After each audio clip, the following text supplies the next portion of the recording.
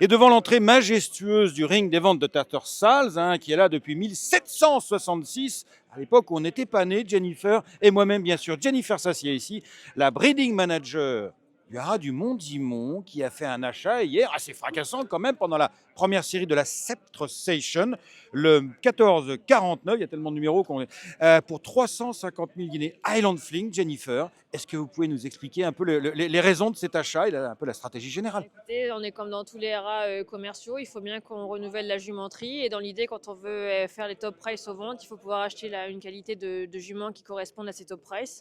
Et du coup, c'était un no-brainer parce que c'est la mère, la jument qu'on a achetée, c'est la propre sœur de la mère qui a produit Precise. Donc dans l'idée, on va refaire le même croisement, elle va aller à Star Spangled Banner l'année prochaine. Et des fois, les choses, elles sont simples, en fait, dans la stratégie, c'est ça. C'est une fille de Galiléo. C'est important, il n'y en a plus beaucoup, des filles de Galiléo sur C'est le pour ça marché. qu'on essaye de trouver les bonnes juments qui sont bien nées et qui correspondent à ce qu'on recherche, c'est-à-dire des juments de qualité pour produire des chevaux de qualité. Alors, la perspective, c'est évidemment les futures ventes de Yearling. De ce niveau-là, vous avez combien de juments, finalement, au Mont-du-Mont 25 aujourd'hui? poulinières. 25 Oui, poulinières. oui, C'est tout du haut de gamme ou il faut vraiment se battre pour à chaque fois aller encore plus haut? Dans l'idée, évidemment, on fait comme tout le monde, hein. Donc les places, elles sont chères. Quand on a 25 poulinières, on essaye toujours de renouveler en ayant toujours évidemment le meilleur jumenterie possible. Donc non, on n'a pas que du haut de gamme, on a des juments qui sont corrects, qu'on espère que produiront quelque chose d'intéressant dans les années à venir et qui vont justement améliorer eux-mêmes leur pédigré. Mais ça, on ne peut pas savoir à l'avance et on pourra vous le dire, enfin vous le savez bien vous-même, que de toute façon, les juments sont très forts, enfin les chevaux sont très forts pour vous faire mentir.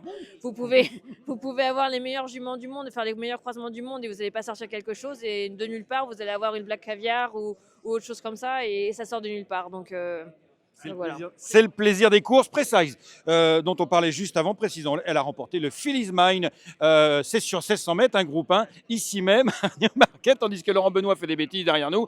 J'en étais où? Sur le Rolling Mile de Newmarket, l'hippodrome qui est à quelques centaines de mètres d'ici même. Ce petit coquin de Laurent Benoît, il était là hier Oui, il était pour là. l'achat. Non, non, c'est moi qui l'ai acheté. Enfin, c'est Oui, le oui, monde c'est du vous monde qui avez qui l'a signé, j'ai acheté. vu. Ouais. Laurent, il est juste là pour nous conseiller. Ce qui est très important, parce qu'on a besoin de faire ping-pong. Et dans l'idée, c'est Laurent qui me file un coup de main à ce niveau-là. Il était surtout là pour nous féliciter et très content pour nous. Eh ben, c'est super. Merci beaucoup. Bravo, Jennifer. Bravo pour cette réussite du Haras du Mont-Dimon.